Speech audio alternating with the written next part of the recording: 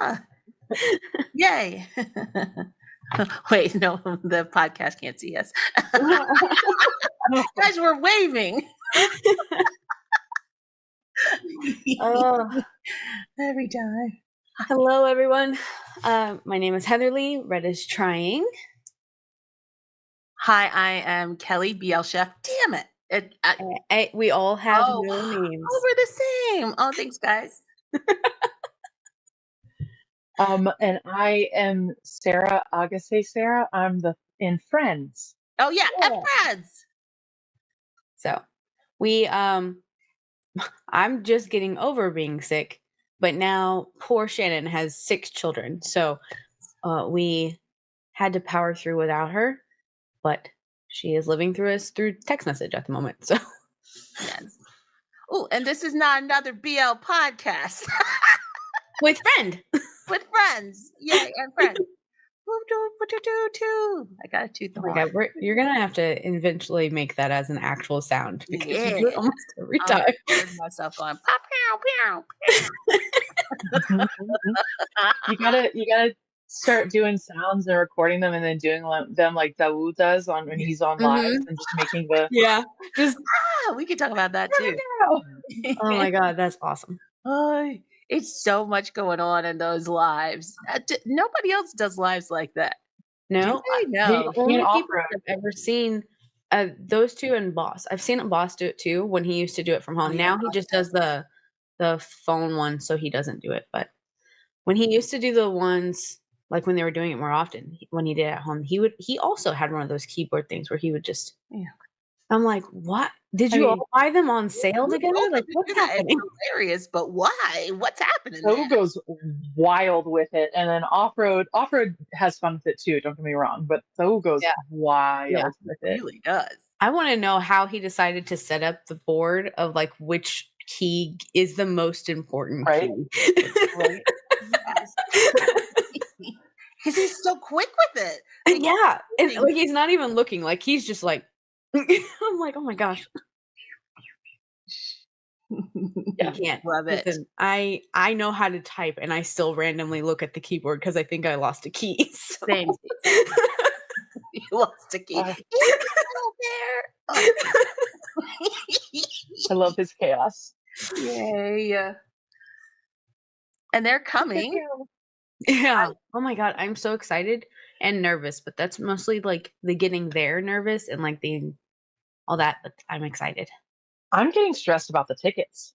Yeah. Not just like the pricing, but I'm stressed about like actually getting the tickets because this is like blown up. The fact that there's a lot of people looking into everybody is talking about it. I don't know if they're prepared for the amount of people that are talking about going. I'm being obnoxious. No, I don't care. I'm owning it. I will say though, some of my comment section was like, yes, they were talking about it, but no, they couldn't go. So it was interesting because I was like, so I'm for those of you listening, the Ooh and Off-Road will be here in March, the first weekend of March 8th. Yeah. Yes, March 8th of 2025 in New York. We don't have a location yet for their fan meet. So everybody's very excited. And I will be throwing, I don't know why I said this now because quite a few people in my comment section were like, you did it. No, I did. Now people want to help me organize. I'm like, everyone slow down. Then someone was like, are you going to organize a block of hotel rooms? And I was like, we're going off the rails, friends. And they were like, well, let's discuss. Can you get something going so that we can discuss? Because we'll feel better if we're all together. And then it can also help facilitate the group watch. And I was like, I need everyone to calm down. I mean, you're the one who went on TikTok and made a video about wanting to see PP's show. Fun. Yeah, it was with other, and we were already planning on doing that with you, but now everybody wants to do it with you. Yep. I do. It's exciting. It's like going to the concert with a big group. I think it'll be fun, but I did not. No, I didn't know it was going to expand outside of that. You put it on a public platform. Expand outside of just, hey, everybody come to this. I haven't said what I'm playing. It's a PP pajama party. PP pajama pee-pee. I gotta figure out a name. If you'd like to see Kelli in pajamas, No, Wait a minute. no, That took a turn. no. If you would like to see pee-pee while wearing pajamas, then that sounded weird too. Pee-pee crit. If you would like to see him perform, amazing. that word This is sounds amazing. while wearing pajamas, while also getting to see the off-road.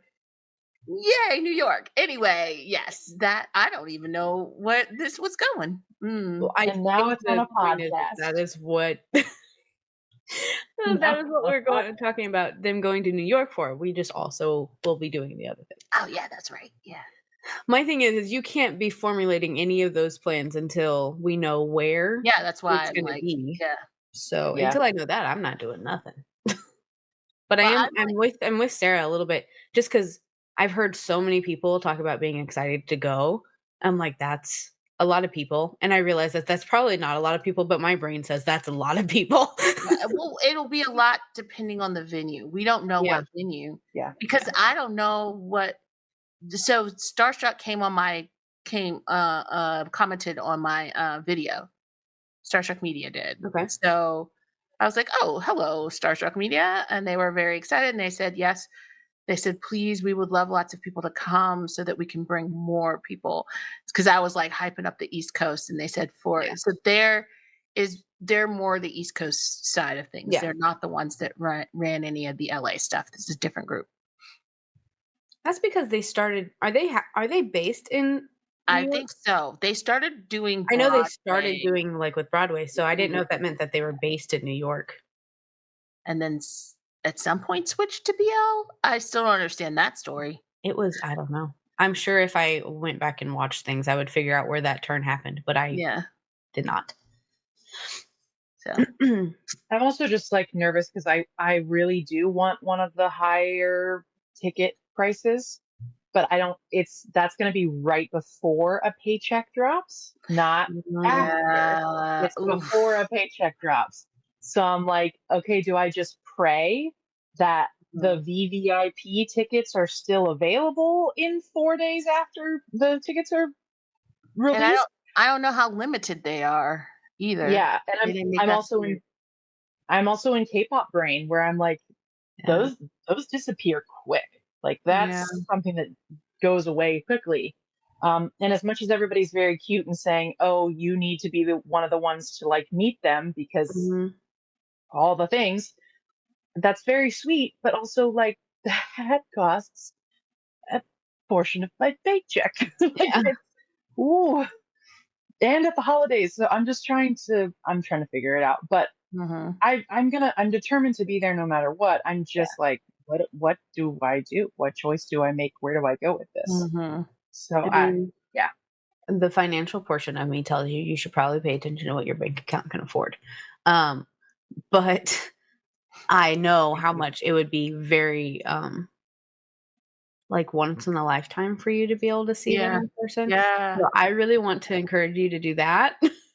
I am getting GA. So if for any reason you can only get GA, you can join me because I am getting GA. No, I know that plenty of us and plenty of our friends are going to do GA, and that's understandable. And I honestly, if it was almost anyone else, not anyone else, but almost anyone else, I would just straight up be like, I'm going to be general admission or like the lowest tier of the perks or whatever, and then be done with it. But I kind of want to, like, be like, hi. I'm not sure because my sisters are going. I'm not sure which one they're going to pick, but my sister basically was like, "This is the thing that's going to keep me happy for a while." Yeah. She's like, "So we're going to do it up," and I was like, "Oh, whoa!" She basically was like, "This is it. This is the joy point. So everything's going into this," and I was like, "Wow, on this." Okay. Yeah, no, mine is. I don't know that she's doing VVIP, but like she is hyped about those trips. If it was Jeff, she would be VVIP all the way. Yeah. Elsie, she would. I think for me, mine's more of like Bible too, and just at this point. there's my current life right now, but also the night after my husband and Tara and I are going to Card. Yeah. Right. Yeah. So like, then we also have to get there, which is half the country. So like, I think I'll stick with GA. I was like, as much as it would be totally understandable, but yeah, but I if am this was gonna try and pick up Shannon's ticket for her so that she can just pay me back. So when she has money, that if this was just if this was like Om or Nanan, I would be like, Heatherly, you absolutely have to get the VIP or whatever, and we'll help you figure that out. But like, I understand you just being like, I want to see them, I want to be there, but I'm cool with general admission. It's like by the fact that as much as I want to see Dowell and Off Road, and I'm so stoked to see them like perform and hang out and talk and joke around and all that, I am mostly going for my friends. Like I'd say it's a solid 60-40. Like 60 Dowell Off Road and 40 to see my friends. So like GA to see my friends, I'm fine. yeah, that's true. That's real. Yeah. You look so cozy, Kelly. I can't. I was cold, y'all. So cozy. But I'm not turning up the heat. I moved a desk. No. An entertainment center and a giant, what's that called? Dresser. Downstairs and over there. I am quite warm today. It was warm and then it got cold. It's the weather. Okay, wait. We got distracted. It's not just us, you guys.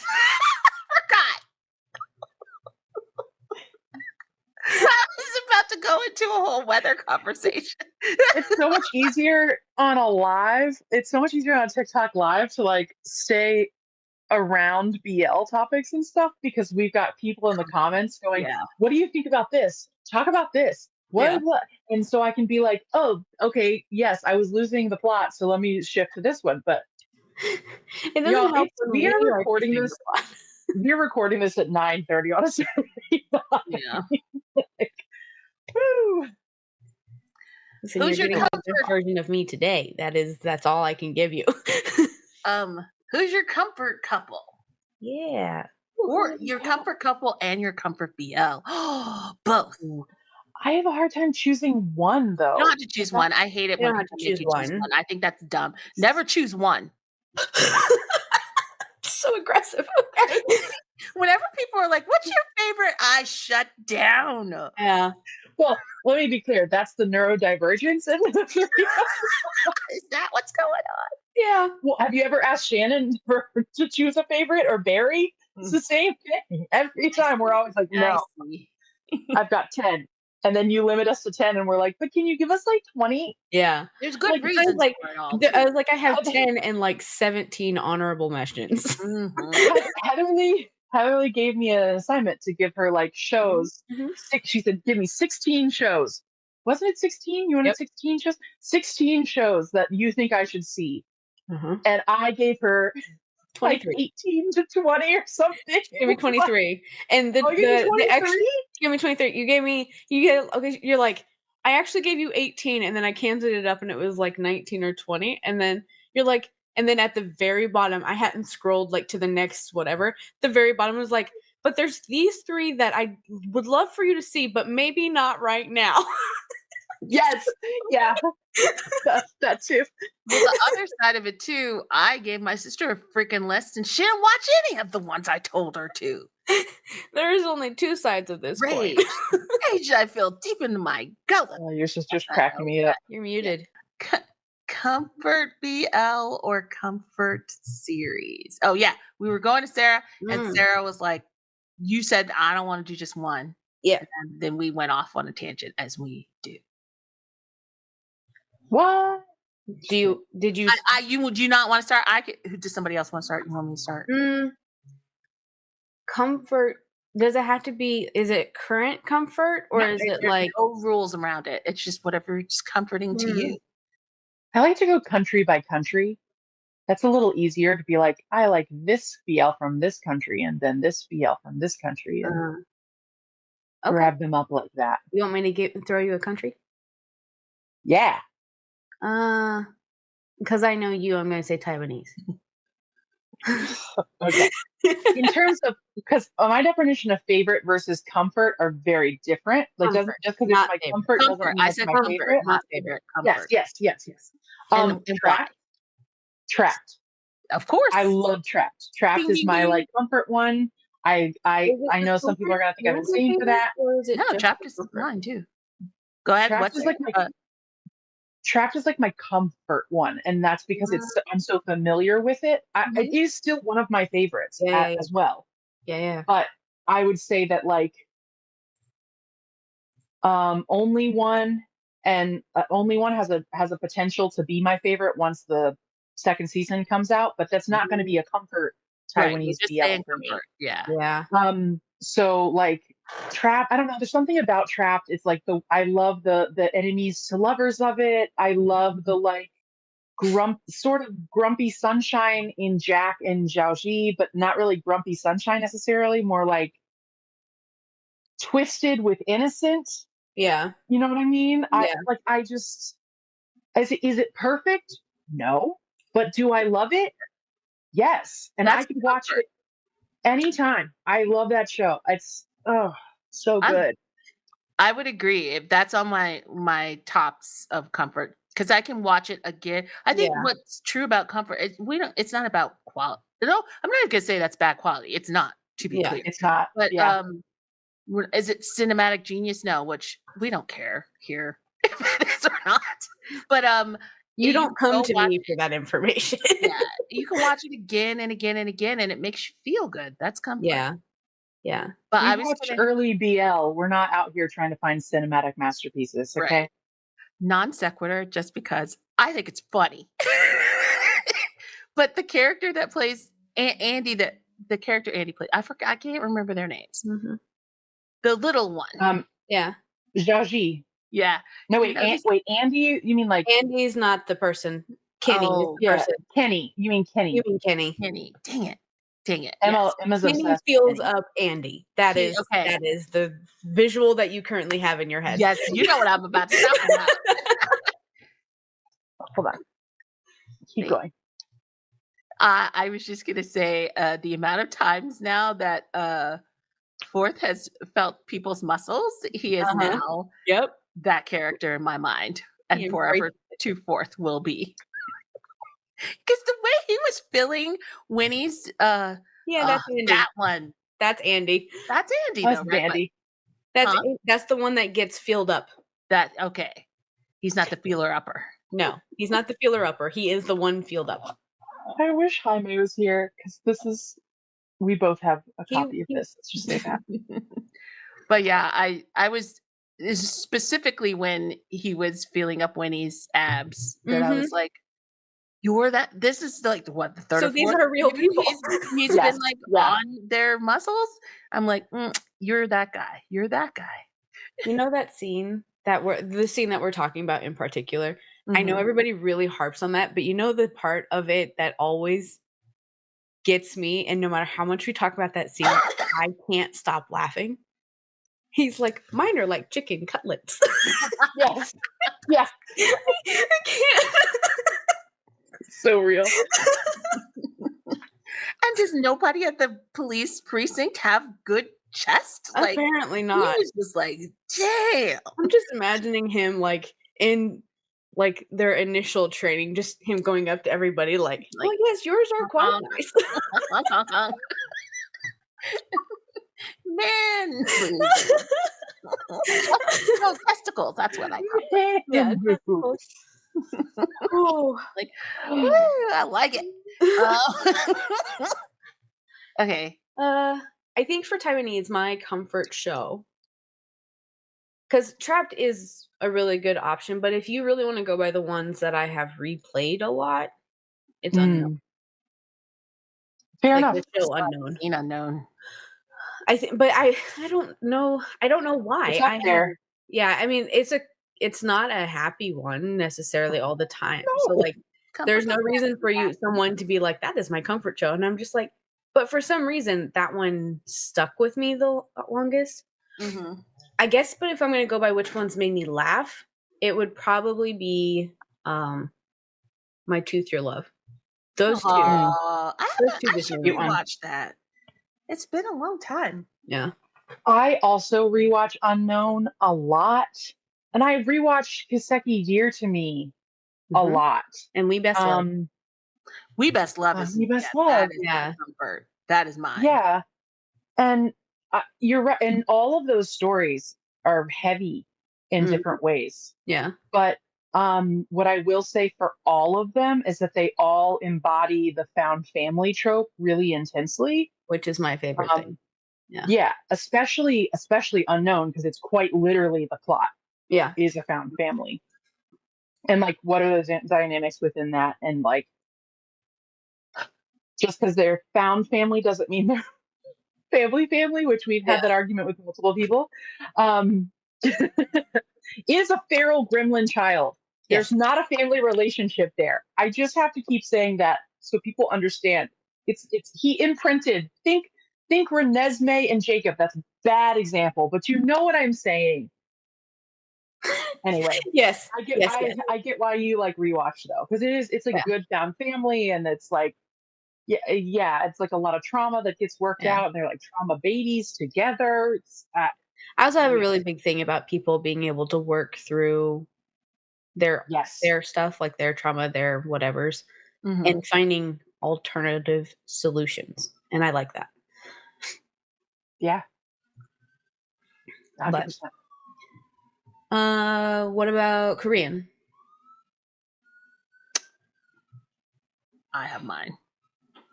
Go for it. Semantic Error. Oh yeah. Yeah. I could watch that a million times. It doesn't get old. Now, if I have the time, it's going to be, oh my God, I forgot the name of it. The 10-episode one. Where just about everybody, without saying it, is neurodivergent in that one. Oh, Light on Me. Light on Me. That's a good one. I love how that is our being like, everybody is neurodivergent. Light on Me. Yes. I love Light on Me. There's just something about Light on Me that works for me. It's a good time. I just really like it. I can watch it again and again. I'm double checking. I'm looking at it and see what I've looked. There's a lot of the little like short ones. I think I know mine, but I wanted to double check. Yeah, what are Korean BL? There's a lot of ones. I think I know mine. I frequently go back to Where Your Eyes Linger. Is it the greatest thing that's ever happened? No. Was it iconic for its moment? Yes. I really enjoy it, and that's one of the. It makes me sad. So I can't go back.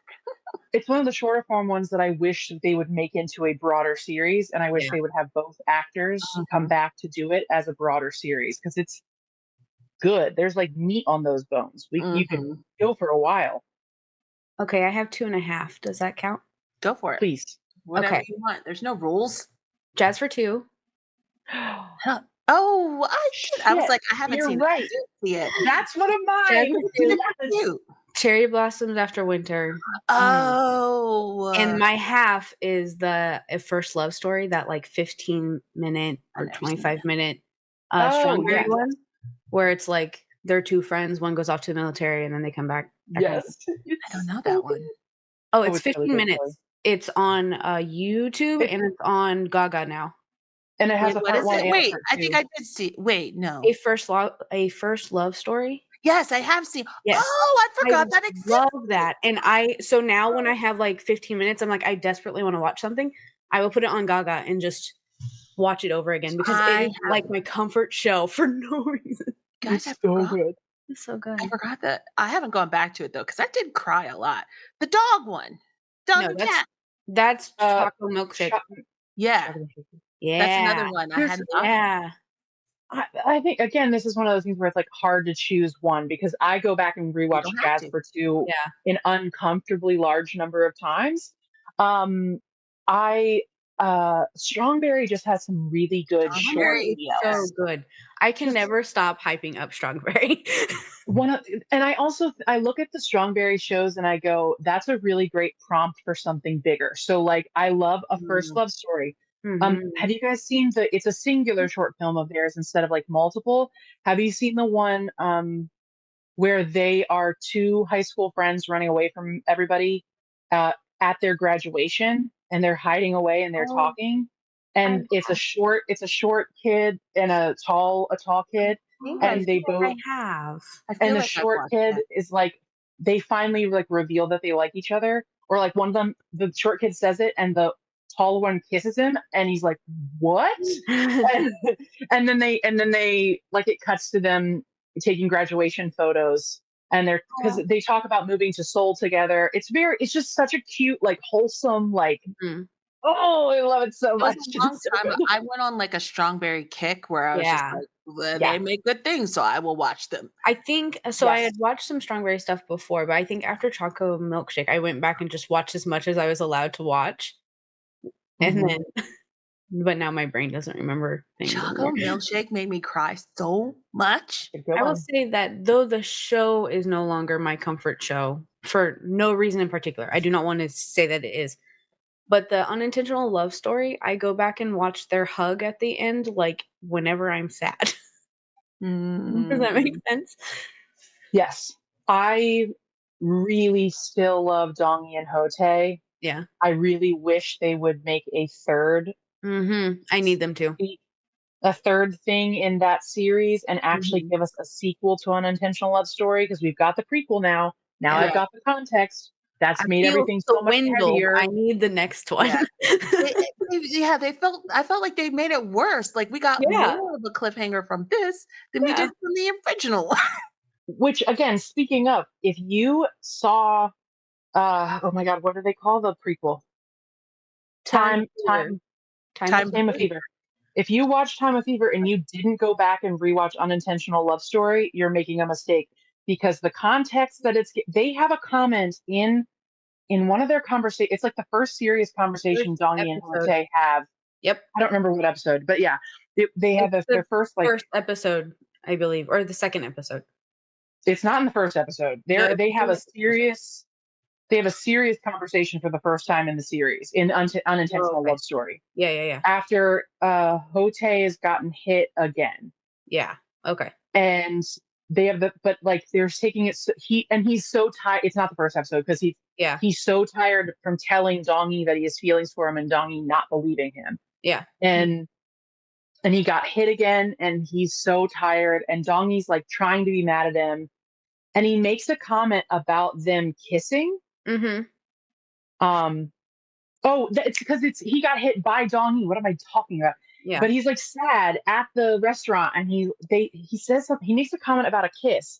And when we saw Unintentional Love Story, we thought that kiss in that alley was the first time that they ever kissed. And now with Time of Fever, we have the context of like, no, these two have had insane kisses. They have had insane stuff happening like prior to this. And so the way, it just adds so much weight to it. There's like and I just want to see what happens next. I'm not sad. I'm no longer satisfied. I was barely satisfied with the hug when we finished Unintentional Love Story. Yeah. I am no longer satisfied at all by that hug. I'm like, what do you mean? Yeah. I will say, in addition to that, is that not only is that more significant now because of Time of Fever, but like the first time you see those two in Unintentional Love Story, the comments that they make to each other in that one thing, when they aren't even really talking to each other, also have so much context, because now the other show, like I was like, they built a lot of context on things from a long time ago. So I was like, with if you watch Time of Fever, please watch Unintentional Love Story again, just because all those conversations are so much different with all that backstory. Because like they seemed very poignant then, like what they said made sense, but then like if you add that extra back from the other one, it is so much different. Exactly. Also, in this whole conversation, my brain remembered another comfort Korean BL other than Jazz for Two and Where Your Eyes Linger. I really have been enjoying going back and watching Sing My Crush. Those just Oh, that those was moments, cute. those moments when they are in the house, when they're in the apartment together specifically. Mhm. I love a domestic moment. I love Uh, a domesticity thing. I Yep. just am Yep. like, oh yay, this is beautiful.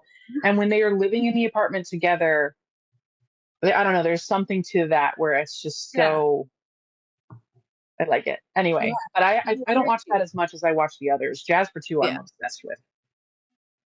Those are all cute. I don't know. I haven't gone back to any of those. Yeah. The only one that I've gone back to is We Best Love, where I could probably recite We Best Love at this point.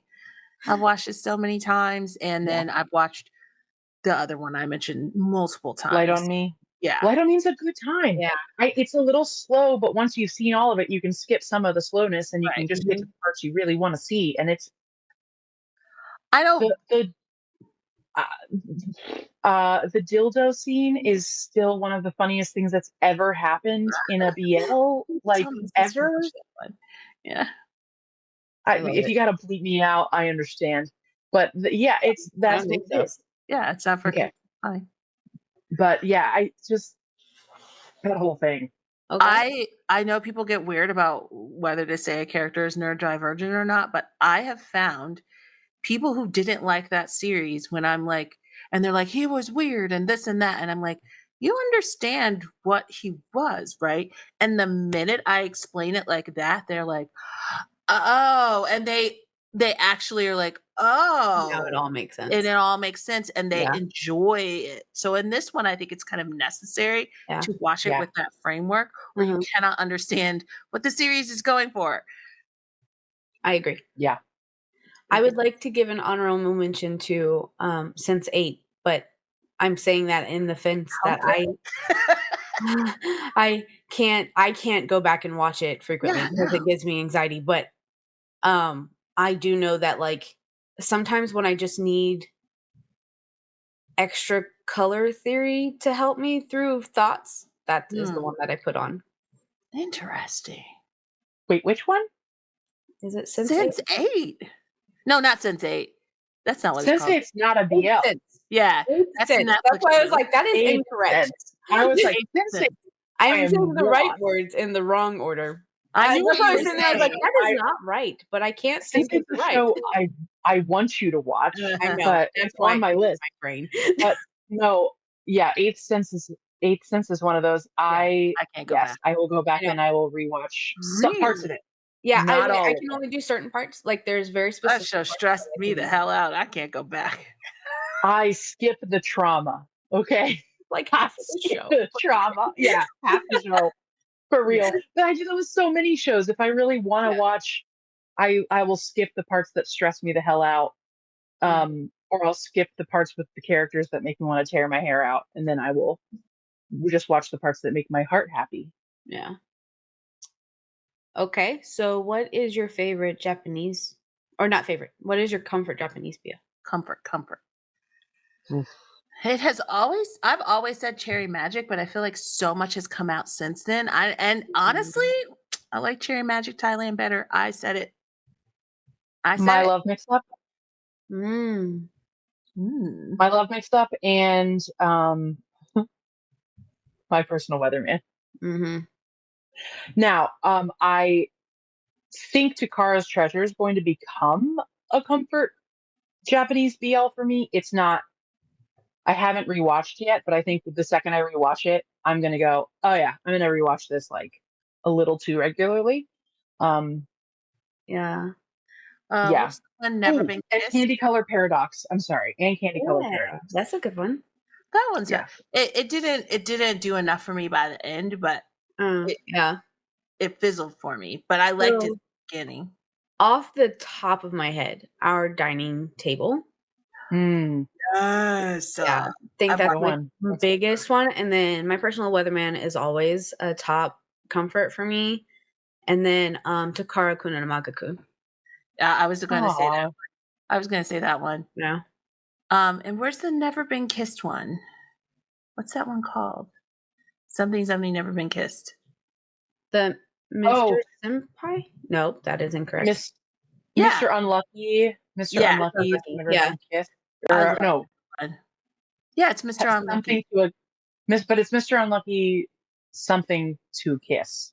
Something. Mr. Unlucky something. Why isn't it in this list, damn it?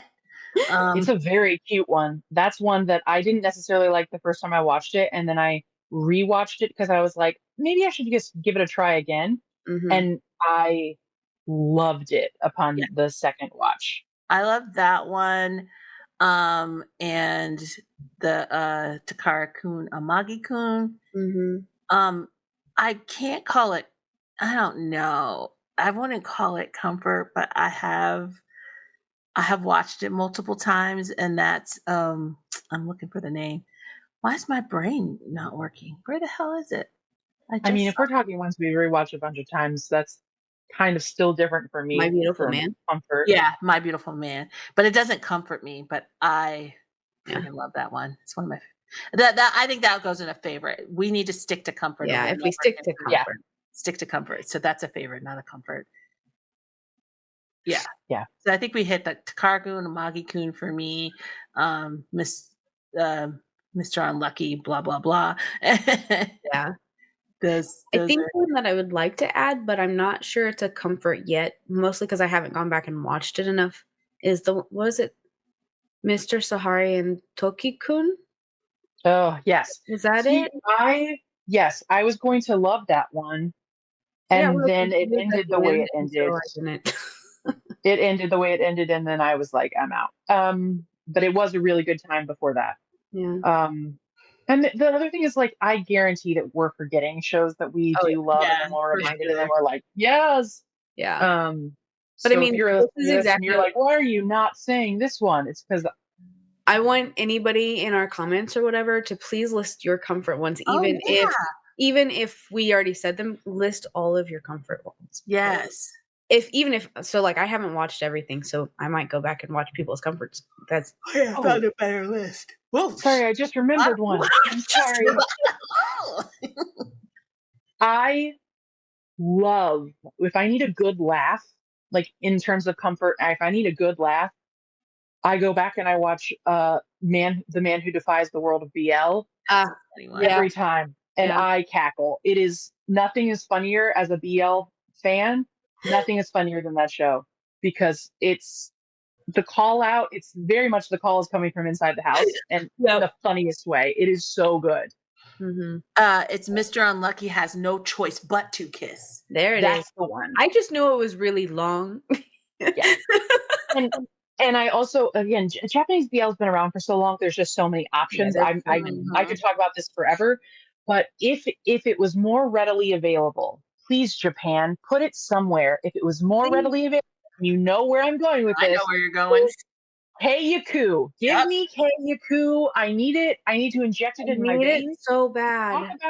Talk about found family, and then the love of domesticity. All that entire show is like mafia stuff happening on one side, and then it's just the most domestic shit, arguing about laundry. We're gonna take out the trash. So good. What'd you say, Kelly? I need to send my sister the link to that one. I think that. I had to find it on special sites.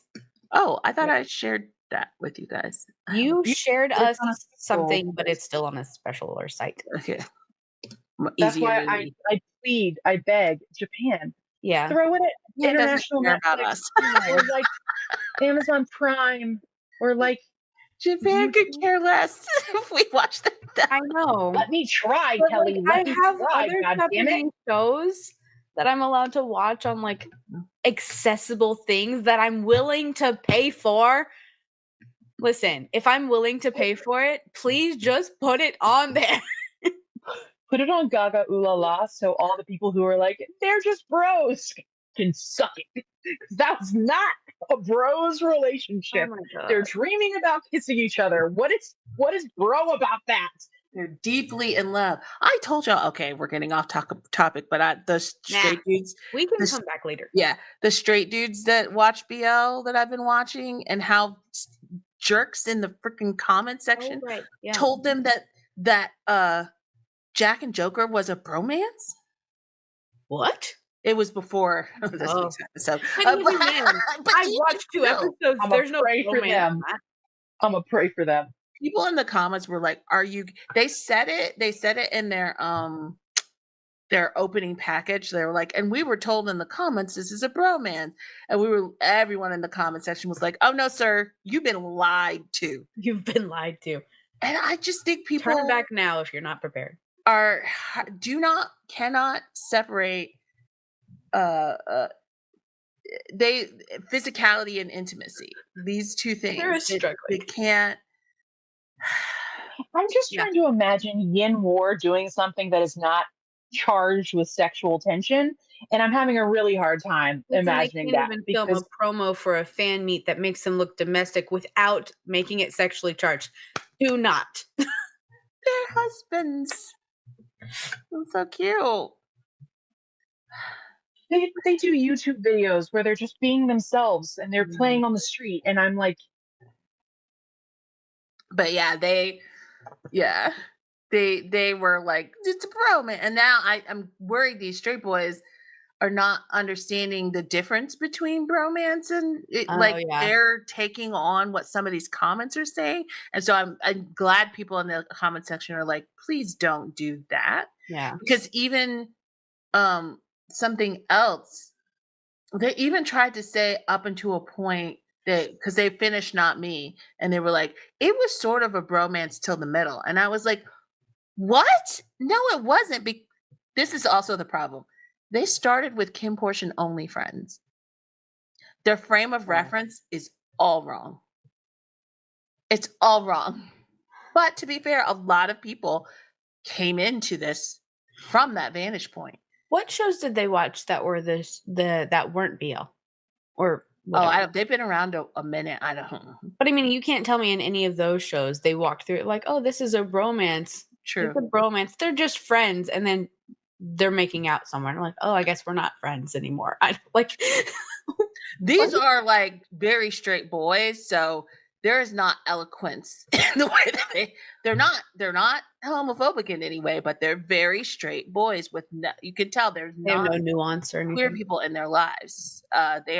Which is why because I'm a people watcher, am fascinated by the process and how now they're bringing their friends and family in to watch as well. So it's they feel like they're the pros now. They're bringing it, but they legitimately enjoy the shows. It's not like a joke, right? Yeah, they're legitimately they're loving Jack and Joker. They were like, oh, thank you. They watched the first episode. And they were like, you guys are the best. Thank you for recommending this. This is a great show. Well, and that is consistently a debate in the BL space: is what level of intimacy, what is intimacy for you? Mm-hmm. What level of intimacy gets to a point where you finally admit that they are more than just friends? Mm-hmm. And how much heteronormativity is being thrust onto a project or a person to justify you saying that they're straight? Because it's not just in the shows, it's in real life too. Like how much do these actors or people have to show themselves before you're willing to say, yeah, they might also like men? Well, that also made me think of did you guys read Barcode's statement? Because it was a two-parter, right? It was the one, stop infantilizing us. You gross, please let me grow up into an adult and do adult things and stop calling me baby. But which people have a real issue with. But the other one is, and I don't know that he said, my takeaway was like, you force us into these roles that are heteronormative roles, and then we begin to perform in that way, and then we feel like we cannot be ourselves because we are now the performance of the role that you've decided is the role of the position that we're in. Let's be real. And so, I was like, and he was like, this is not just me. I am speaking for me and many people in the industry. And I guarantee you somebody read that and was like, homophobic. I guarantee you someone, do you know what I mean? Yeah. 100%. But what he's really saying is pump the brakes on putting, you know, masculine and feminine, Stereotypes and stereotypes onto these roles or onto just anyone, and just let us kind of be who we are. And however that presents itself, so that we can, like, because I've always thought, like, that's got to be exhausting because you're presenting in a way, you know? Mm-hmm. Well, and that's what was so awful and frustrating to watch when they paired Perth and Santa, but didn't make clear what the roles were. Oh, And all geez. these people were like, how are they going to do it? And I was like, they're actors. They're actually both excellent actors, and they're going to figure it out. And Mm-hmm. guess what? They did. And they have a great dynamic that I'm obsessed with. So, Yeah. and it is, again, when you put them in these boxes, like people are like, so going back to Zawu Off-Road, because we talked about them earlier, and well, I'm me. Zawu, like, people put him in a very specific box, and they put Off-Road in a very specific box. And then when they act outside of those boxes, people are like, I don't know what to do with this relationship. And then they talk badly about them because then they want to swap those roles or whatever. And I'm like, they are human beings with a complex, dynamic relationship that has nothing to do with you, and they can do what they want with it. Yeah. Saul can be both protective and baby girl if he wants to, and they like it like that.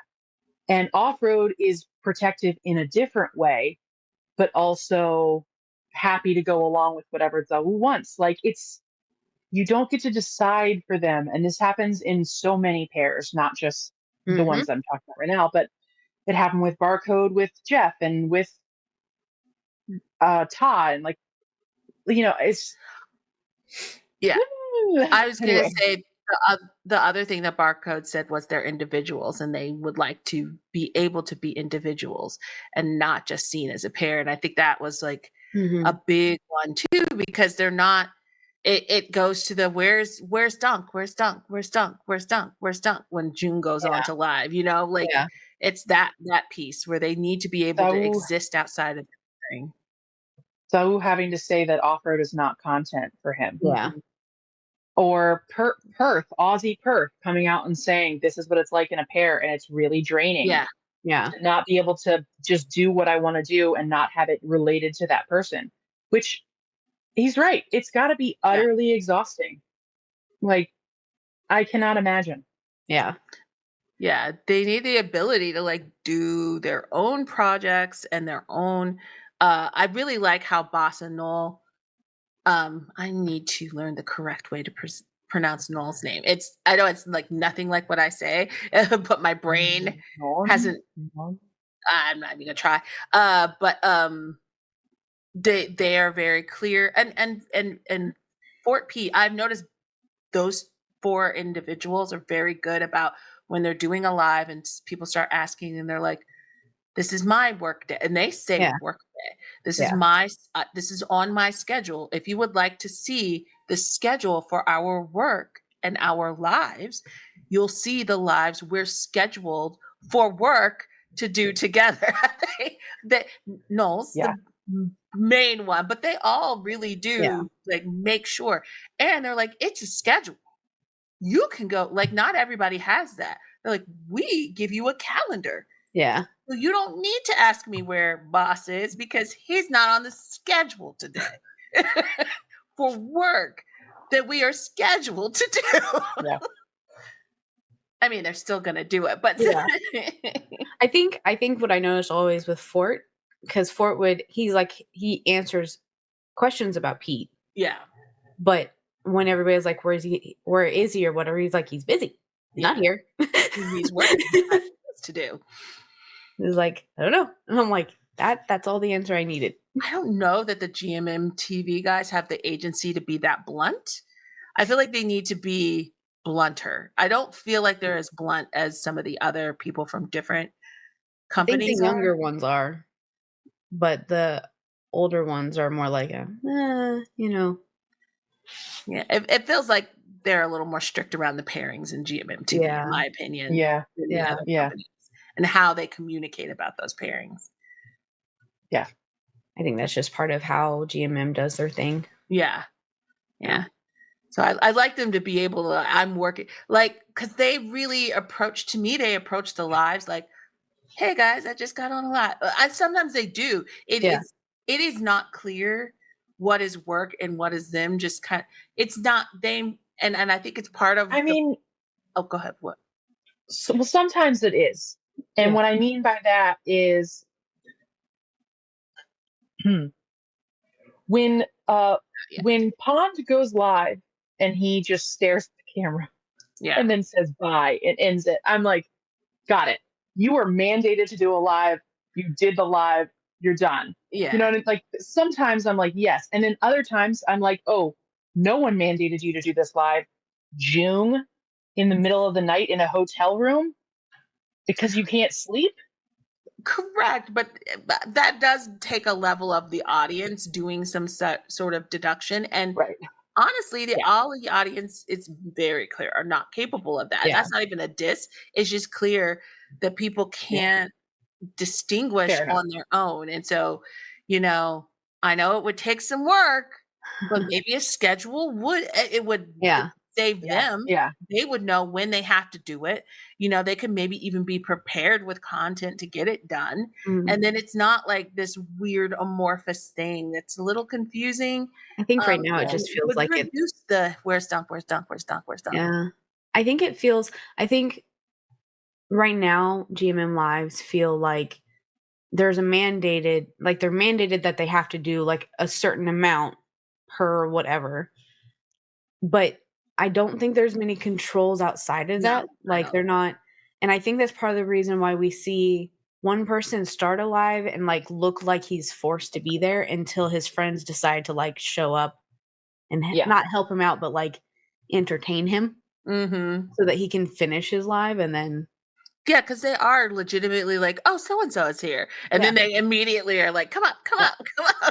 Sure. And as somebody who goes on TikTok lives with my friends and I like to be in the comments, but they're like, oh, you're here, and you add me. I'm like, oh, okay, well, I'm up here now. Guilty as charged. Guilty as charged. I'm like, get up here. But that's why I think I notice it, because as somebody who's like, I'm just watching my friend, like I'm enjoying watching my friend, and then I get added. That's what it feels like when I watch them on their lives. Like I'm watching Fourth and he looks bored, or not bored, but like annoyed that he has to be there. And then suddenly like Pooin or somebody would show up in the comments, and then suddenly they are up. And now suddenly Fourth is in a great mood. Fun. We're all playing. And I was like, okay, that's what that was.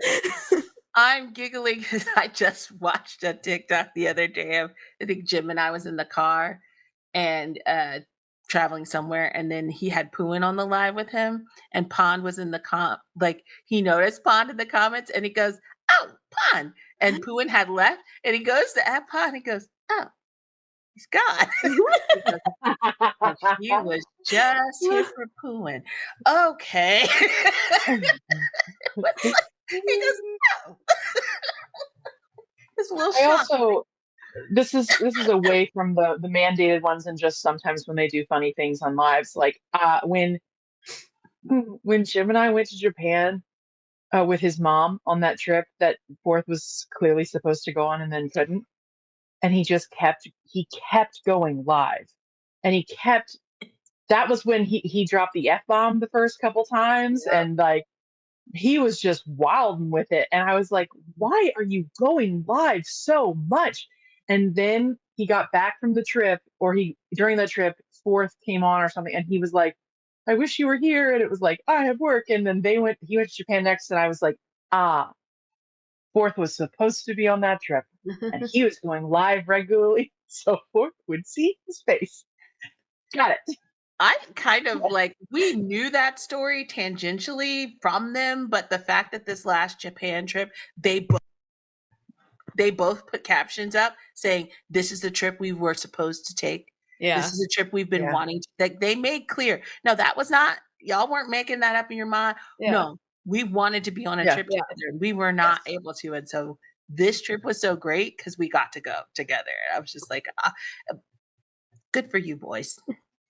Don't worry, Jim Forth. We clocked it. We got it. We got it. In case you didn't know. Let me make that clear. God. It's like, I mean, now with those two, if they go on trips where the other's not there, it's like watching Off Gun 10 years younger at this point. I'm like, okay, all right. So Forth has gone on vacation without Gemini, and now we're getting a bunch of shirtless pictures. Okay, great. Yay. It's like Gunny's gone on vacation without Off. Now I get to see the entire resort and him shirtless everywhere. And awesome. Shorts galore. Which, like, to the folks at home, yeah, they are very beautiful humans. Yeah. But I'm just kind of like, do I have to be part of your relationship in this way? I don't know. Do I have to? Whatever relationship that is, do I have to be part of it like this? Single out here in the eastern U.S. It's fine. I was going to say something. It's gone. Ding, ding, dong. It's gone. Do we want to go back to comfort BLs? Because we went to Japan, Korea, and Taiwan. The next place would be Thailand. So we're already in Thailand. So what would be your comfort show? Comfort BL? That's a hard one because there's so many. There's so many. That's a lot. Weirdly, I want to say Lita. That's what I was going to say. That's number one. I cannot tell you how many times I have watched Lita. I don't even know anymore. I'll just be up late one night and be like, guess I'm watching Lita again. I want to be, for me, it's the first 6.5 episodes. Yeah. It's Rain and Payu's story. No offense to Pie and Sky, and absolutely no offense to Fort and Pete. I love them. But that story is full boundary crossing and trauma. And then it's some beauty at the end there. Rain and Payu, not to say that there's not boundary crossing in that either, but it's just a little less, oh God, I'm being stalked by somebody who keeps buying SIM cards in order to get me on the phone. Like, anyway, yes, Lita. I've honestly watched My School President. That's one I was going to say. A lot. Yep. Including the Our Sky episodes of it. Love it. So good. I still laugh. I watched it with my sisters and the twins today, and I still laughed. I knew exactly what was coming. I knew exactly what was happening, and I was still like, ha, ha, ha, you guys. It's a good time. Funny. I mean, mine, it would not be me if I didn't say Bad Buddy. For sure. But also, another one that actually a lot of people don't talk about, but is somehow still a comfort BL for me, is Ghost Host Ghost House. Oh. Yeah, I know. Okay. It's very weird and very odd, but that, for some reason, I go back and rewatch that. I think about it quite frequently. I don't understand why. It's a good one. I had not thought of it as a comfort BL, but I see the vision. A comfort is your comfort. So. Yeah. I was like, but also like MSP and Bad Buddy were my top ones. Lita comes in. I used to watch Lita way more than I do now. Mm-hmm. But yeah. Here's very specific. I shout out to Tay and New. I really like watching the Pete Kai compilation from Kiss Me Again. Mm-hmm. On YouTube. I don't like watching Kiss Me Again the whole thing all the way through ever, but I do like watching that compilation. And then Dark Blue Sky. I have a new one to add, but it's hard to say it's my comfort one because it hasn't been out long enough for me to like rewatch it a whole bunch, but I think it will be, and that is I Saw You in My Dream. Yes. Aww. I literally was just thinking about rewatching that like this weekend. Never finished. You didn't? How far did you end up getting? It's so good. I didn't finish. Did you not finish because you just got overwhelmed with others, or you didn't like it, or what was? Yeah, I got overwhelmed with. There's so many shows. I know. You started recording everything you watched, so suddenly the more shows there were, the more shows there were. I gave up on Forever You. Is that what it's called? Forever. Yes, gave because up you on wanted to binge it recording though, because right? you wanted to binge it, yeah. I had 'Cause it's never so good. posted it anyway, so if you watch my YouTube, sorry, gang. I had like 3 in the bag, and then I was just like, I don't want to do this. I want to watch it, and I just binged the whole thing. So This is why I record like only 2 shows, and everything else I watch. Mostly because I In watch terms them in of- like the middle of the night. I don't want to get up and record. I'm in truth, there's like a lot of Thai shows that I rewatch like regularly. So it's hard to like pinpoint like if we were to do Pinoy BL, I can very easily tell you I rewatch Hello Stranger like it's my job. Mm.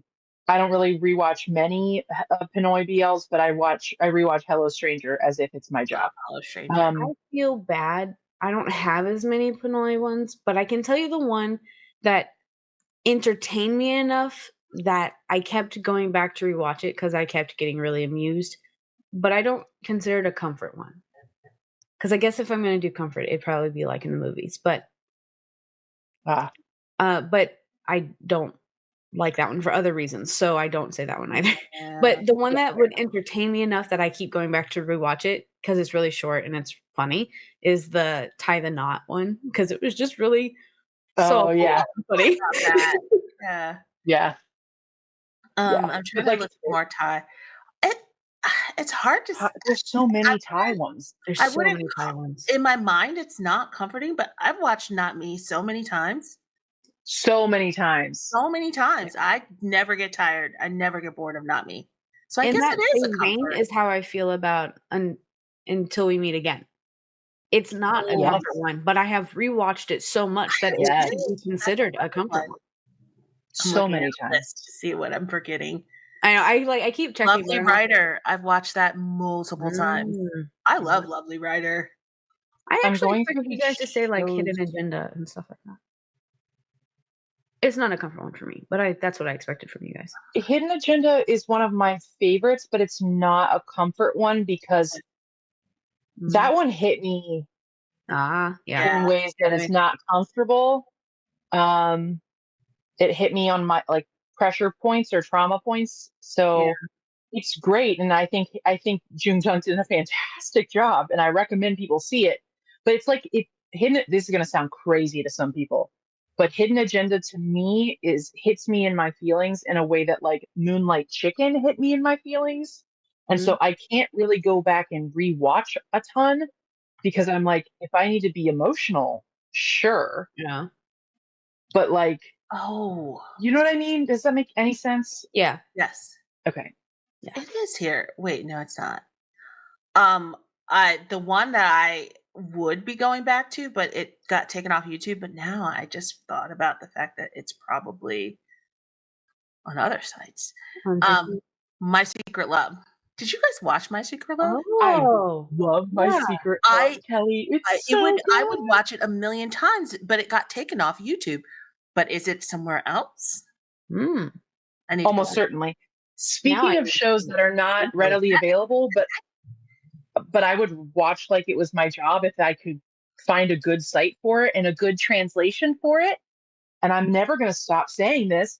Please, for the love of God, put Destiny Seeker somewhere and give it good translations because that show was a good time. Is that the one that was on ITE? It wasn't anywhere. They didn't give international subs for it. And it was I could have sworn fan subbed.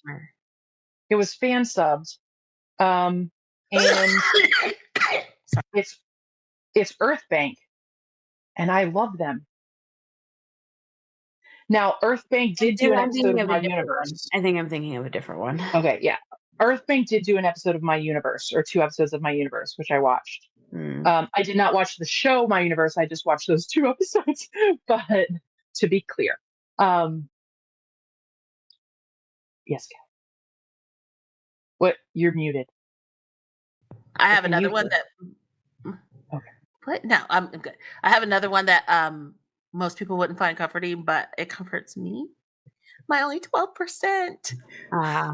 Ooh, I a good it one. just I love it. Oh, I Yeah. just there are moments that are really sad, but the moments that are just pure, like their love for each other is so pure in that storyline that Mm. I just and that's one of the best confession scenes of any BL to me. It's one of my top tier we need to do it that one week. Top confession scenes in a BL. Yeah. Well, That one can right I there. join you for that week? Sure. Sure. Can I be on that episode? Because I love talking confession scenes. But that Because one, everybody focuses on the first kisses, and I'm like, no, I love a good confession. Listen, my favorite first kiss and my favorite confession scene is the same show, so I can't say anything, but I will join because I love them anyway. Honestly, yours is such a good one. It's such a good one. That is one that confession scene is actually one that I rewatch like regularly.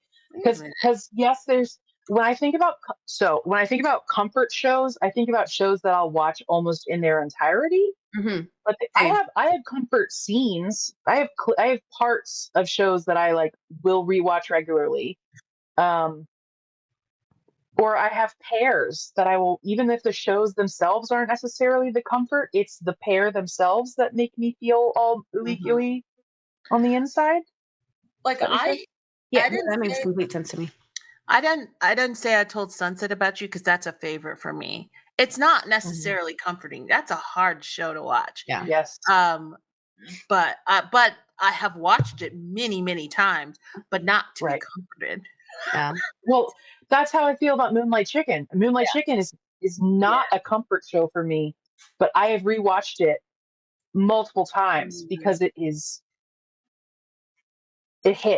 Yeah. You know? You know what so this is making me think of shows that I haven't watched that I want to rewatch because I am comforted by them. Did you guys watch 21 Days Theory? Yes, loved it. Yeah. I'm I think rewatching so. that. Why is that not something I go back to the well on? I don't know. Apparently Destiny Seeker's on WeTV, by the way. Oh, is it? According to Google. Okay. Well, that's new. 21 Days Theory is excellent. If you have and not you watched it, it's on YouTube. and you know that Beaver is in Forever You. He's the guy, one of the Oh, guys from 21 Days. I was hoping him and his partner in 21 Days Theory would end up in a broader show, and they almost did. That follow up, that really bad follow up to Love, like Inn of Love and Love Mechanics, like that universe. Yeah. mhm. They were side characters that like were potentially getting together, but now Beaver, I think his name's Beaver, is in Forever You, and he's with a different partner. It's fine. They're very cute. I like them in Forever You. It's just I was really hoping for like a proper full length show with the pair from 21 Days Theory. If Forever You doesn't teeter out at the end, it'll end up a comfort show for me, for sure. Yes. Yeah. It makes me smile. It makes me happy. It's nice. Yeah. It's nice. Well, nice little time. It's a good time. I don't know. I'm surprised I didn't say We Are. I'm surprised I haven't gone back to We Are. Love in I'm Translation. Huh? Yeah. Love in Love in Translation. Translation is a comfort show for me. Oh, I've seen that multiple times. I've seen that. That's one of the scene shows for me. That's not a full show for me. Like, Okay. let me tell you, I don't know if it's an ADHD thing or if it's just me, but like Reels and TikToks provide me so much serotonin because they give me the very specific scene that I need, which without me having to watch the whole thing all over again. My trouble is that those scenes grab me enough that I'm like, I should go rewatch this. And then I do go rewatch it. It's a problem. Especially if they are showing me scenes from some of my comfort shows, and then I'm like, let me just go watch the whole thing. Like I can't not come across a clip from Unknown or For the Love of God, Stay With Me. Oh my God. I can't do it because then I'm like, Hidden Love. Hidden Love's a bad one for that. Yeah. Which Hidden Love is not a BL, sorry folks, but if I see a clip of that, it's over. It's done. I'm like, let me go spend some time with Lucy and Shenyuan and Victor. So I feel like 2023 did not provide me as many. Oh, Boss and the Babe. That's me and Yoshi. That's our jam. I will go back to a Boss and the Babe. See, that one didn't hit me as much. I wanted it to hit me. I didn't hate it. I loved the show. It's just it never made it into my rewatch rotation. I love it so much. Do you ever rewatch Be My Favorite? I was gonna say Be My Favorite. Okay. Oddly, I'm rewatching. Well, some of these I rewatch with reactors, and I'm really annoyed because I'm like watching this one reactor who they react wrong. No, wrong. Yes, I need him to get to the point where he gets it right. So I'm locked in because I'm like, you need to keep watching so you can understand why we love this. But he keeps bouncing around shows, and I need him to focus up because he's only on episode 4, and I'm like, you'll learn more if you just keep going and stay steady. But he's letting like his viewers vote on what they watch next. Oh, in terms of shows that I don't watch the whole thing, but I will go back and watch scenes from it. The Trainee is one of those. Yeah. I will never rewatch that entire show probably ever again. What a waste. I'm still angry It makes me so mad every time I think about it. But do I go back and watch a Jane Ryan scene? Oh, you better believe it. You know who I rewatched in that show? Or at least the clips I rewatched in that show? Poom. Oh, yeah. So funny. I love his character in that show. Oh, that's another one that if they do the landing right, I need you to land these things correctly and not teeter them out at the end. Because all your shows get me going, and then they sometimes, not all, that's not true. Let me not say that. Some of your shows. I need for freaking, what is it, perfect 10-liners to do the damn thing. Because right now, it is a serotonin boost, and it makes me so happy. Yeah. But I cannot put it in the annals of comfort show rewatch till we get to the end. He needs to land the plane on Forever You, and he needs to land the plane on Perfect 10-liners. If he does those two things, I will be rewatching those shows once a month, I think, at this point. It's a problem. Before the plane lands on the Perfect 10-liners. Is he doing and Forever You, honestly. He has 16, right? Huh? Yeah. I was double checking that. Forever You, 16 episodes. Yeah, which I'm okay with because we need to get to these side couples. Come on. I'm with you, Kelly. I'm with you on that. He needs to learn how to land the plane and yes, that with side couples, that's the thing Jaime and I keep yelling about is, yes, I love her and Hill. They're having the same conversation now. And I love Johan and North. They're great, but I need some Arthit and Dowtak so bad. It's gonna be so good. Oat has worked so hard for a pair. Did you see their little TikTok today? They were doing a series of TikToks with the woman, and I like that they did it as the characters though. I was like, well done, you guys. Like, don't you parasocial onto us as actors. They did a TikTok as their characters, but like she comes out with one of the pairs and the other pair is watching, and they do a dance together. And then the one pair turns around to face the one that's watching, and they each end it differently but it's always about like pushing her out. So sometimes they pick them up and carry them away or push them away. And I don't even remember what they did, but it was just a TikTok of that. And I was just like, give me my side couple. I know, I know Oat and Nern are gonna eat. It's gonna be. I need it so bad. Having a great time. I don't know how to pronounce his name. Say his name again. I think it's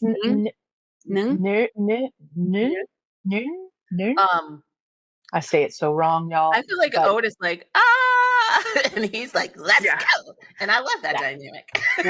Yep. Well, he's the brother in Love and Translation, right? Yeah. Oh, yeah. I know exactly. Yeah. That's why every time he looks so much like he did when he did Love in Translation. Like he didn't change at all. That when everybody sends me videos or whatever, and I have to like double check all the people around him to make sure I was looking at something from now. Which one he's in? Yeah, yeah. I love it. I'm loving Forever You. I do need Hill and Tur to. We got to move on. We have to move on. Like you two clearly are in love. You're clearly in love. But that took way too long to get there. They were in love from the beginning. Go. They said it a bunch of times. It's a gaslighting storyline. He asked her, sat in that room with North and said, "No, he hasn't told me he likes me yet." And I'm like, "What do you mean?" No, kissed. Where were you? I was there. We are all over again. New, get it together. Stop doing that. We are. How many times did they kiss? How many times did they kiss and we are? How many times? And then they were I don't know. I don't know if he likes me or if this is just a casual thing he's doing, except he looks at me with stars in his eyes. I don't know. I don't know if I like him. Next episode, Mac on Mac on Mac. 20 minutes later, I'm still unsure of my feeling. There's nothing casual about that relationship. There's nothing casual. What are we doing here? Well, I'm going to watch it. And he knows. I will scream in this microphone. And if he puts out another damn show, I'm going to sit down and I'm going to watch it. And I eat it up. I'm going to be mad the whole time. I just thought we're quite literally watching 2 of his shows right now. We are watching 2 at the same time. I like them all so much. No. Sorry, Heather. Go. Sorry, Heather. No, you're fine. I was sitting here thinking because I am not watching either of these shows. Oh, they're good. They're so good. No, I know. Yes. Jump with us, Heather. Yay. But I was just thinking about. There's another show that I'm surprised you didn't mention, Kelly. What? Monster Next Door. I need to rewatch it. It just ended, so I can't. It's not clicked in yet. With how many times you watched it while it was airing, I feel like it should already be there. Shush. You're surprised she didn't say that. I'm a little surprised she didn't say that, but I also have been waiting for her to say Only Boo. Oh yeah. No, I told my sisters today. I was like, once this is over, my school president, we're going straight into Only Boo. And my other sister was like, really? And I was like, really? Only Boo Justice, you guys. It's one of the best shows ever. I'm not disagreeing. I find it very funny how hard you go for this show. Sorry.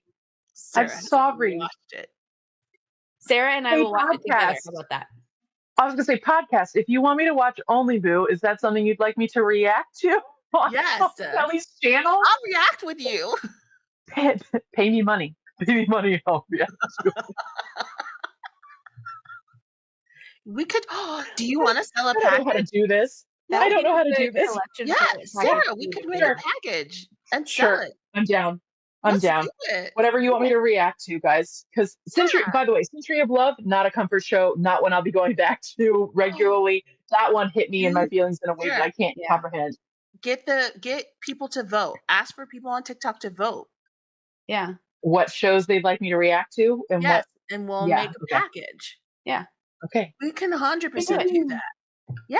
You heard it here first, guys. Yeah. Speaking of comfort shows, because my brain is still on that and I can't let it go. But yes, Kelly, I will do that for the TikTok and the reacting. And if you have shows that you'd like me to react to, put it in the comments here. She's gonna be voting 1,000,000 times for Only Boo, just so you know.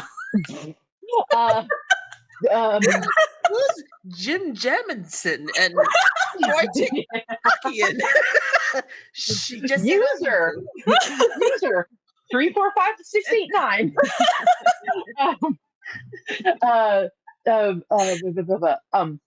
I rewatch not all of, but parts of To Stir with Love or Kunshai. Okay. Too much. Yeah. The first Jam film show. I Kelly. know. That's a lot. And I don't watch all of it regularly. I just watch that's one that I watch parts of a lot. And also Laws of Attraction. I love me some Jam film. I love me some Jam film.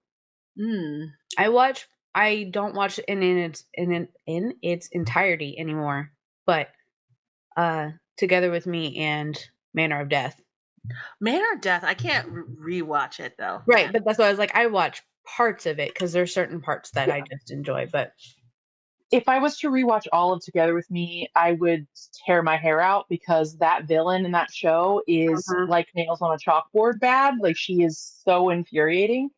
But yes, I feel you on that. Yep. Which, speaking of, like, I found another one. Keep going.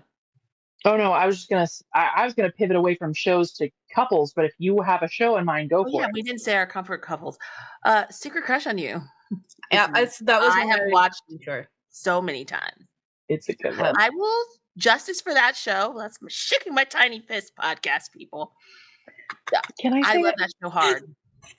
Shaking my tiny fist, podcast people. So cute. You can't see me. Need to know. What I'm about to say has no relation to Secret Crush on You because I think Secret Crush on You is a genuinely good show. By the way, what I'm about to say, it's a genuinely good show. Speaking of comfort shows that are not necessary, but this one is, instead of good, not necessarily good, but is a guilty pleasure comfort show. I rewatch Big Dragon like a lot. Never seen it. On that vein, I rewatch Unintentional Night or Unforgotten. Or you mean Unforgotten Night? Unforgotten Night. Never seen that one either. Yuntan? That's the Yuntan one. I couldn't make my you wouldn't like it. You wouldn't like it at all. I've upon my rewatches of Big Dragon, I have found more appreciation for it over time. I will admit that. It's still not great. No. I'm still very confused why Star Hunter's doing a prequel to it, but I like me some Moss Bank now. Maybe because maybe now that we have this other show out, I will rewatch that more. But I love Moss Bank though. You love Moss Bank. They're great. I like Yoon and Ton, which is why I rewatched the other one. I specifically miss or skip anything regarding that damn tiger though. Speaking of tigers, Naughty Babe. I love it. Sure, I was excited about that. That could take us in the. Are we supersized today? Because we're still going. I don't care. Okay, yeah. Comfort couples. Are we going to talk about those now? Yeah, I was going to go. You just say Max Nat. Just say it, Kelli. Yeah. Just do the thing. What were you going to say, Heather Lee, before I? Nothing. I am confused because if you had asked me a year ago, Max Nat was not on my comfort couple list. But they pushed their way into my little heart. I think a huge part of it, it started with Naughty Babe. I am a Naughty Babe enthusiast. I actually thought it was I enjoyed it. Yeah. And so that put them back on my radar. And I'm still going to find it. I had a video from like 2 years ago where I was like, just let Nat dress like he wants to dress. Because I felt like he wasn't. And I was being yelled at in my comment section and they're like, no, that's who Nat is. And I was like, is it though? Because it doesn't feel like it is. And now we have Nat being like Nat. And I love all the little outfits he has on and everything. And I just feel like he is having his moment right now. Yep. And it is highlighted by how much Max is enjoying Nat's moment. And you can just, they're just both radiate this like joy whenever they're together. And they're calm. They just feel so calming. I think in this tumultuous time in this world that we are living in, I need calming pairs. And as a pair, they just feel comfy and calm. And I enjoy it so much. I love that their gifts are all handmade. I love that while everybody else is going to fancy restaurants, they have picnics in the park.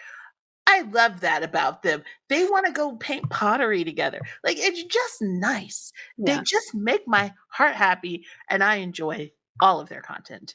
The end.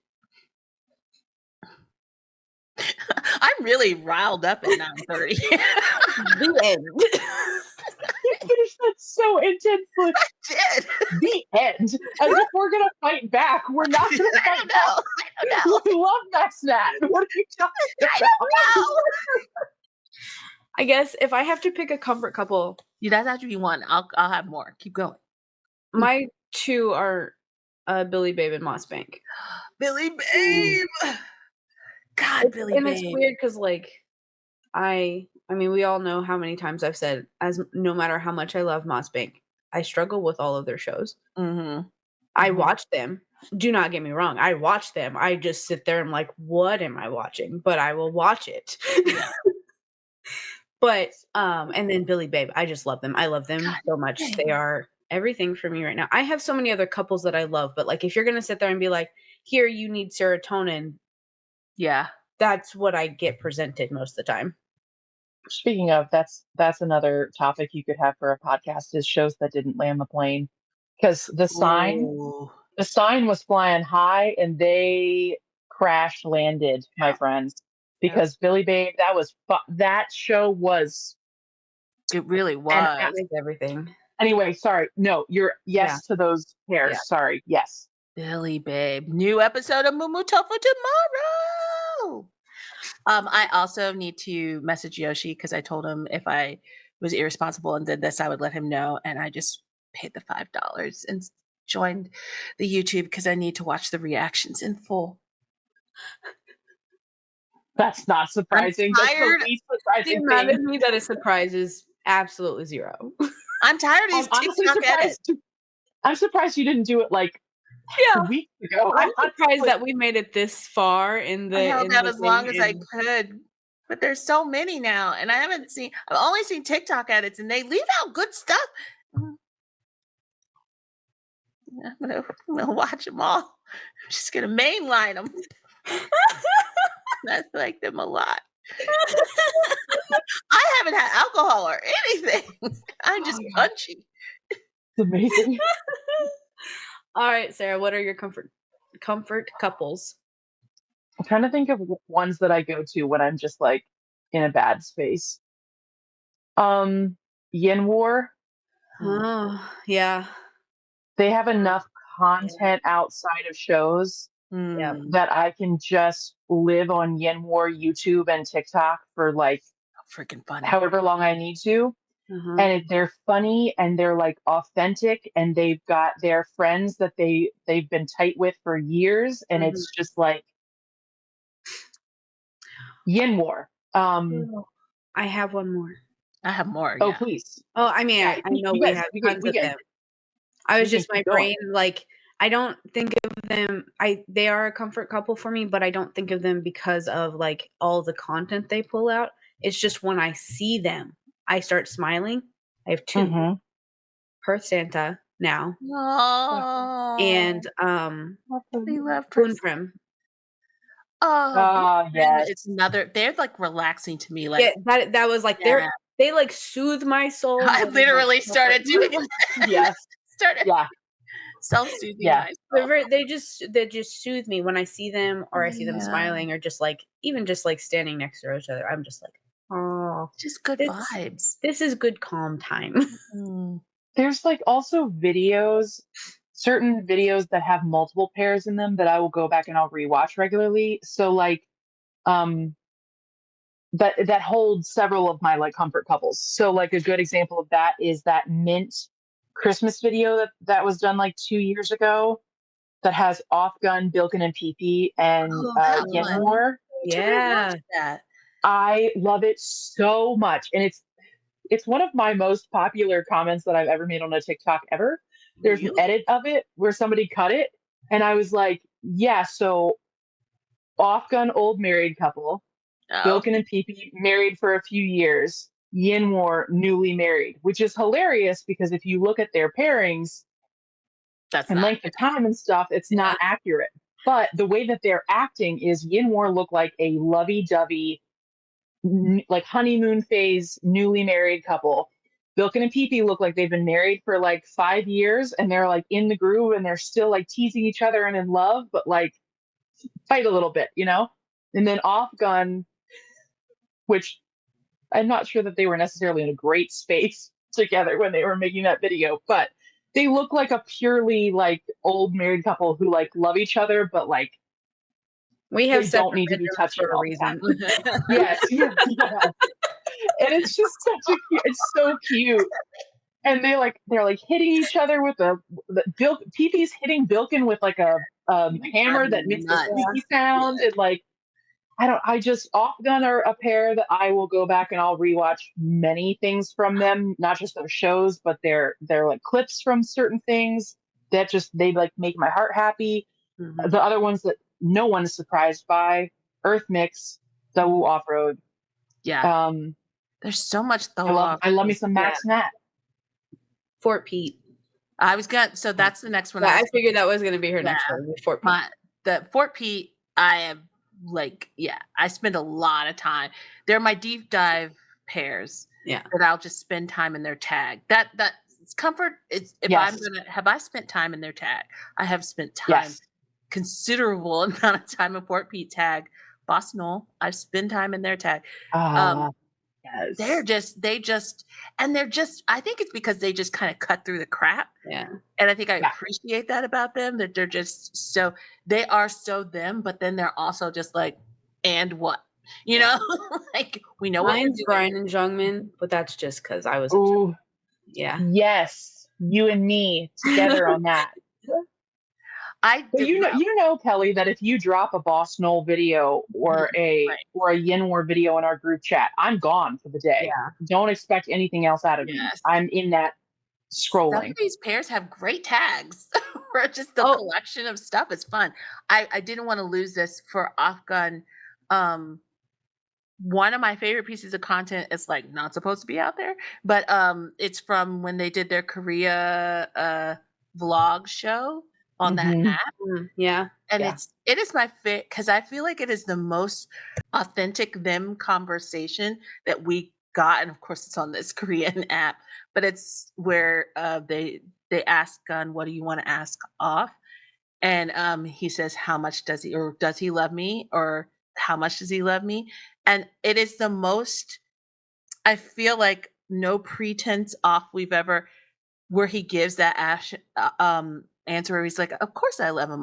I've always loved him, and then he just like goes into like why he loves him. But it is this, it feels like, it doesn't feel like GMM. Let's say like that, right? Like it feels very much, they're in this space that, is outside of their normal world. It's where Gun is like the most happiest is in Korea, like where all his friends are. And they're having this conversation and it just, I don't know, there's that whole thing. Like I downloaded that damn app, but I need to find somebody who just ripped it all. Don't do that. Nope. We're on a podcast. Don't do that. He said, you can cut that out. You guys need to pay, and I do too, for that app so that we can see that content because it's just a really great vlog. And I don't think I've ever seen them like that, except for in that vlog. And oftentimes it's when people are in their own under control of their content that you get to see authenticity. Yeah. I'm trying to think. Sorry. Jim Forth. And Jim Dunk. I'm shocked none of us have said that yet. I was about to say Punkuin. I was gonna say Joy Lada. I like seeing Joy Lada together. Yeah, you can find me lost in a GMM TV Power Rangers tag at any time. Pretty much. I would also say for me, Ben and Eric. I don't know who that is. Yes. Only Ben one. And Eric are give more words. Ben and Eric are from The Only One. Okay. Yes. You can find me lost in Brian and Jongmin and Eric for sure. Brian Jongmin and Ben and Eric. You can find me lost in Chris and Juan. That's what Chris and Juan. Where the unknown. Unknown. These are all things I have not seen. Sorry. Unknown. But I was trying to think if I actually follow more of the Taiwanese couples, but I don't as much anymore as I did before. Like they're less of comfort couples for me. The My Tooth Your Love pair. Oh yeah. Indian Snoopy. Yeah.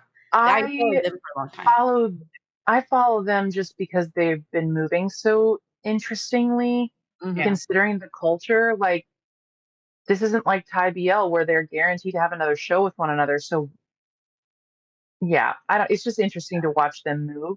Um, and there are Japanese actors that I follow that I'm like, you fascinate me. Like, there's a lot of a lot of them. I'm just like, if they fascinate me, I'll follow them, and they'll be like, I wouldn't necessarily say they're a comfort or a favorite. They just fascinate me. Yeah.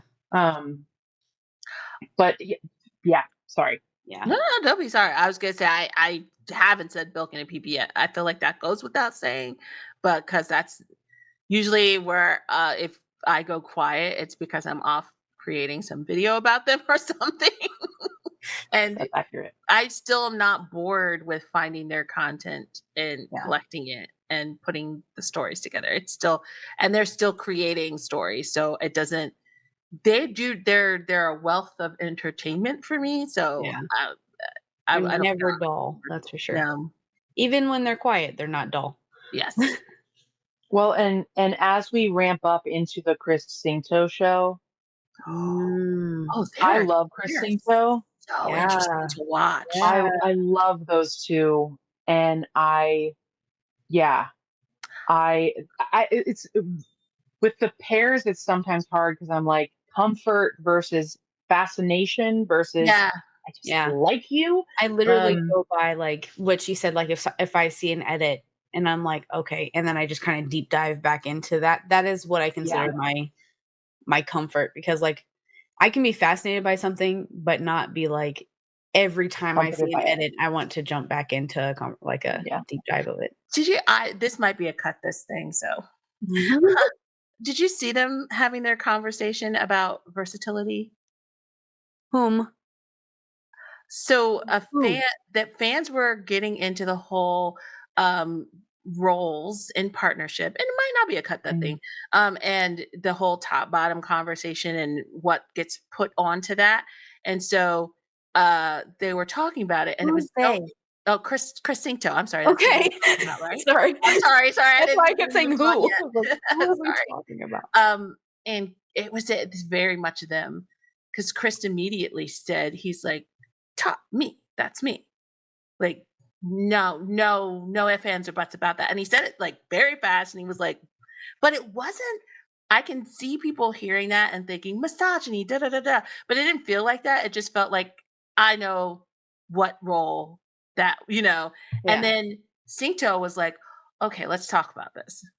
And Singto's like, there's a lot of different things that go into this. And he was really being like very like educated about it. And then at the end of the day, he said, there may be a preference, but he was like, if you love someone, oftentimes you're willing to, communicate what we saw like in the latest episode of that show. Like you're willing to like navigate and communicate that. And then Chris was like, oh, that's a good answer. Like, but then he was like, but me? Top. No questions. And I just was just like, so yeah, I saw that conversation with fans. When was that? It's recently. It was like a couple of weeks ago, maybe. They have all these events that don't really get, they don't get a lot of publicized. So if you don't like catch, you like got to catch some fan edit on TikTok of them. I see them, but I never know where they came from or like when it was.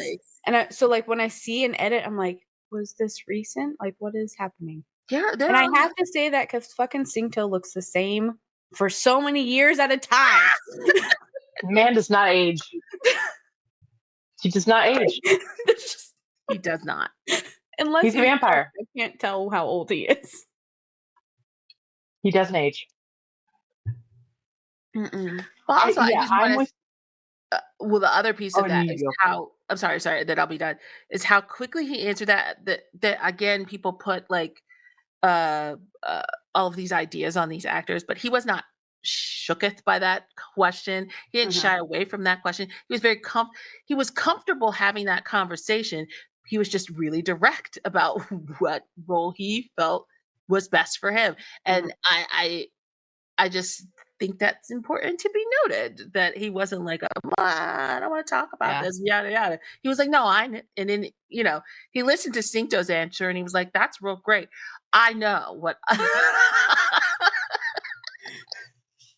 I'm clear on. I'm not. I'm not going to change my answer. So I just thought it was really. I know what I am. Yes. You guys can be whatever you want to be, but I know what I am. It was really interesting. It was very, very, but it was like a very good. They didn't run from that conversation, and they had like an honest discussion on stage about it, which I thought was kind of refreshing. Yeah. But anyway, I really like that. Yeah. What were you saying, Sarah? Yeah, I'm sorry, Sarah.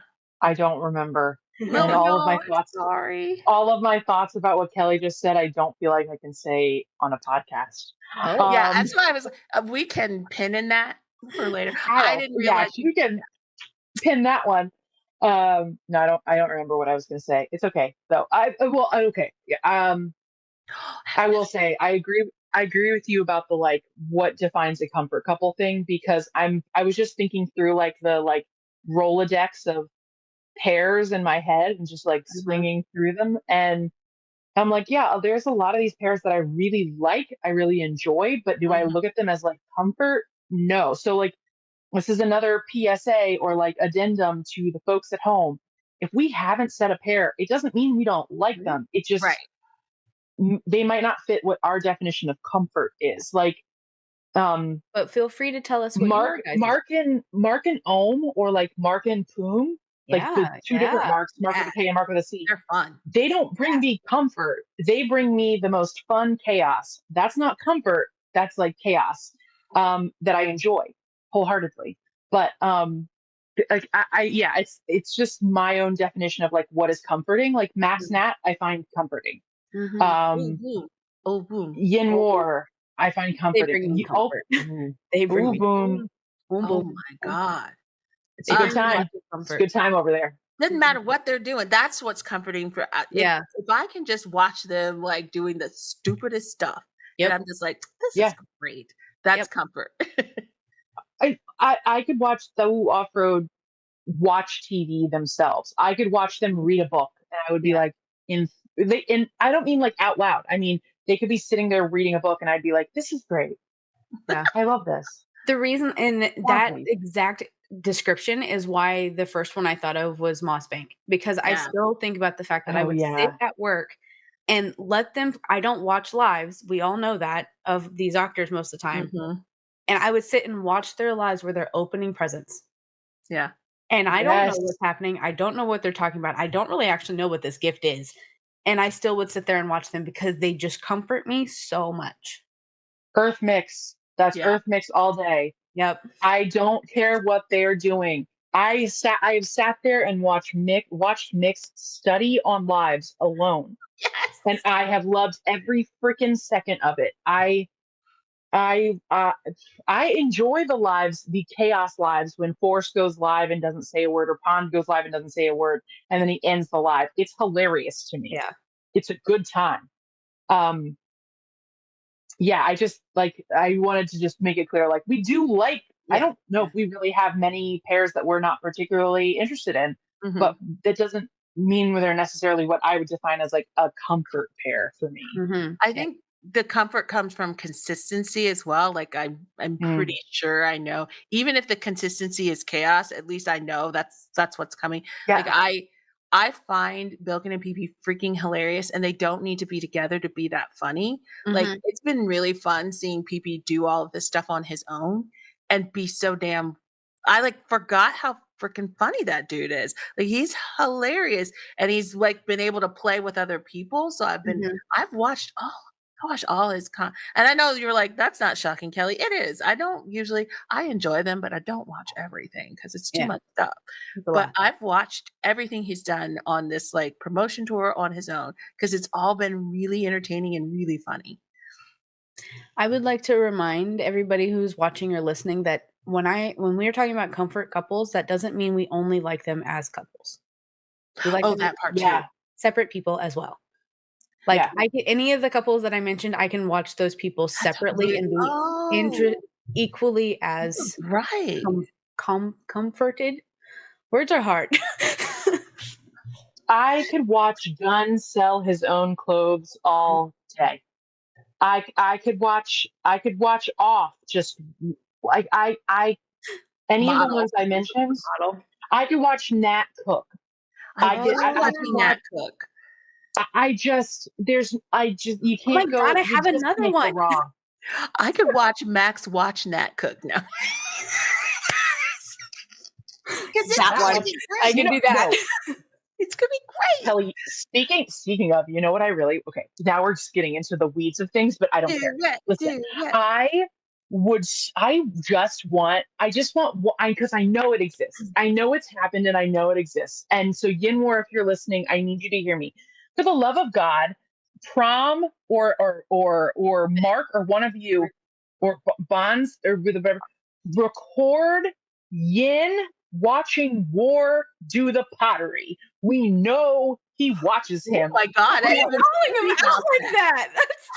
We know he watches. watches. I want to watch it. I want to see his face because I feel like I know what his face is. I did not know that's where we were going. I didn't either, but that was a call out. I'm with you so much on the I love watching them watch their partner thing. Yes. Oh, which again, I do like watching them when they're alone. It's not again, like Heatherly said, I'm a big fan of all of them individually. I'm definitely a big fan of every single one of them individually. And I've openly said that on TikTok. Like, if those pairs were to split tomorrow, I would absolutely be in for my example always is Om Nanan. I will show up for those two anytime, any day of the week. I freaking love them. I don't care if they're together or apart. And those two are still my comfort actors. Yes, but I love, in terms of the pairs, I love watching them watch their partners when their partners don't necessarily know that they're being watched, or even when they do. I love seeing their faces because in those moments, they're rarely acting and their authentic relationship comes out regardless of whether it's romantic or platonic. Their genuine feelings for that other person, whatever they may be, tend to come out in their face. And it's like, my favorite example of that is always going to be Off Gun. The way that Off specifically looks at Gun, even Gun looking at Off too, but the way that Off looks at Gun when Gunny is just like talking or doing his own, like there's almost nothing better. I sound crazy, but there's almost nothing better. It's just like the greatest thing. Anyway, sorry. I'm sorry. I didn't, because I'm gonna lose this. No, please. When you said that, it made me think of recently Dunk doing that live while June was out of town doing a live, and the fans told Dunk June was doing the live, and so he turned on June's live and watching him watch June's live and just being like, he's adorable. He's so he wasn't talking. It didn't feel like he was talking to us. He was just like smiling and laughing to himself. It's like he forgot that we were there. And he just kept saying over and over again, he's adorable, isn't he adorable? And it was that smile that it's like, so I am a true believer in people have different types of smiles. And some of these guys, depending on the depth of relationship they have with their partner, have smiles that are specific to that partner. And I will stand 10 toes down on this every single time when it comes to Jim Fourth. Fourth has a very specific smile that he does when his attention is entirely on Gemini or it's about Gemini. And it's my favorite. He smiles at Gemini in plenty of different ways, but there's this one smile that he does that I'm like obsessed with because it's just for Gemini. You really don't see it with anybody else or for anything else. And they're not unique in that. They all have these like smiles that they do. And the look on Dunk's face as he watches June's live is just like so fond. Yeah. It's just so fond. Like the fondness is like, oh. Anyway, sorry. It really felt like he forgot we were all there watching him. He was not interacting with his live. He was watching June's live. Yeah.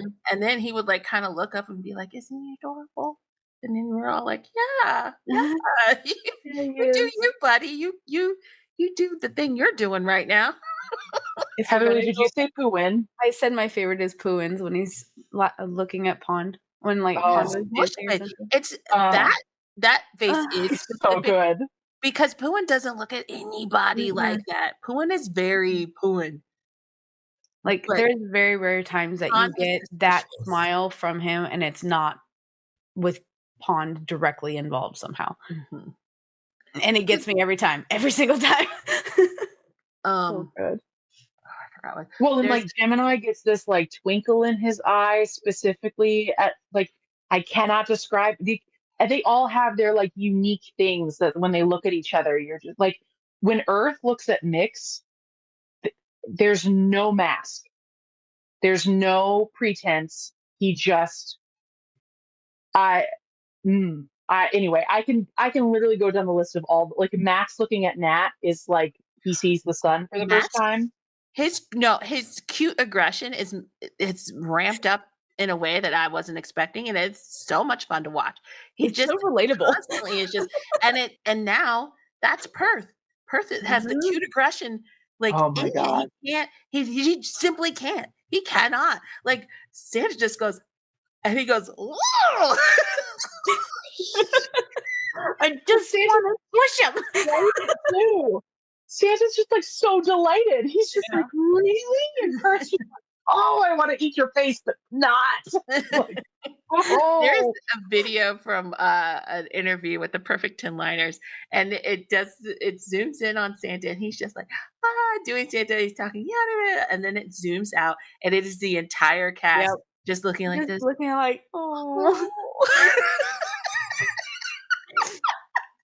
This is that moment when I realized that they are also just human, though, because I'm like, if any of us were standing by Santa when he was doing that, we would all look the exact same. So it makes me feel very relatable. Like, I'm on this side of a computer going, I want to squish your face a bit.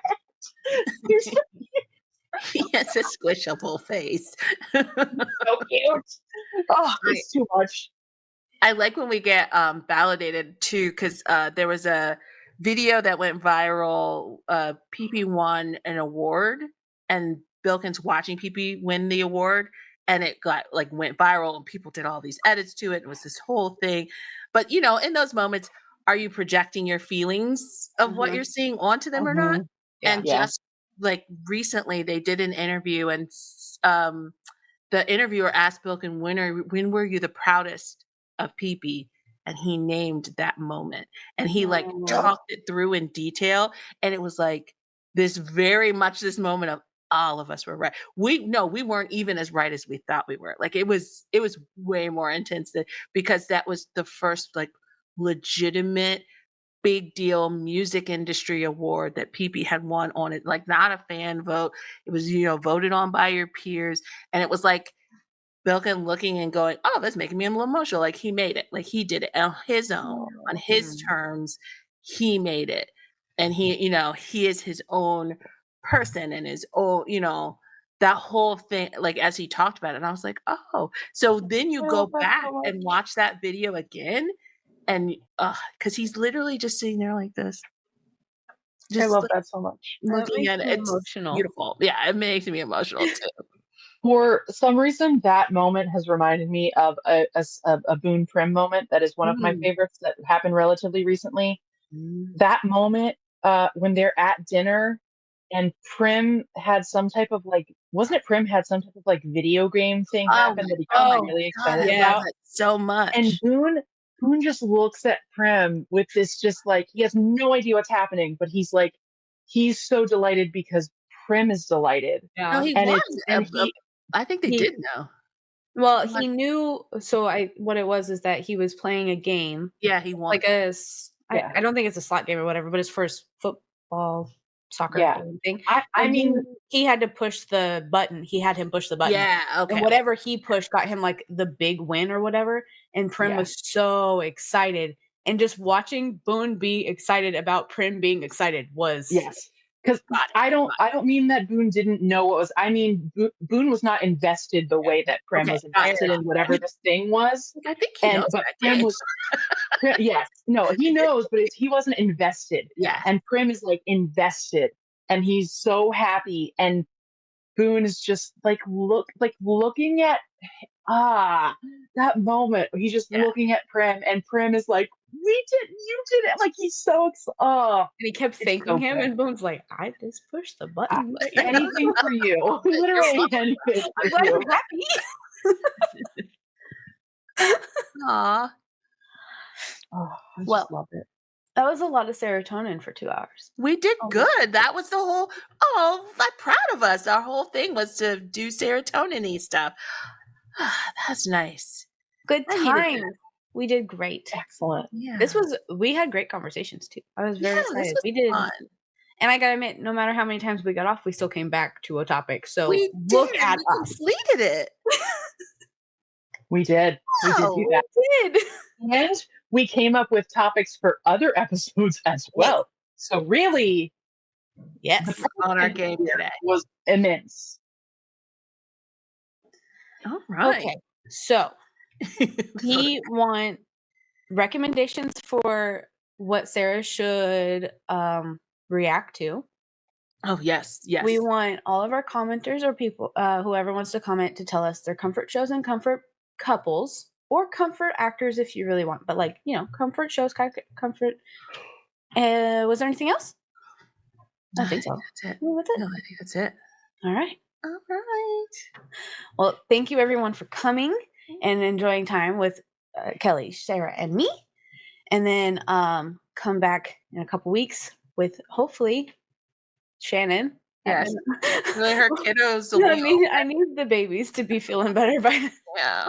Come back and see us. Comment, like, share, subscribe, and also join us all on our other platforms. We have TikToks, we have Instagrams, we have Twitter for as long as it exists. We have. Well, I might try out Blue Sky. I have a Blue Sky. I'm gonna start. I'm thinking about getting that too. And both Kelli and I do reactions on YouTube as well as on Patreon. And is that it? I think that's it. Is that all the social medias? There's so many social medias, guys. Good Lord. But always We're come everywhere. and talk to us. We are everywhere. We're almost always willing to talk. And if not, we're probably maybe for once asleep, and we will talk to you when we wake up and alive again. So thank you all for joining us, and please come back next time. Bye.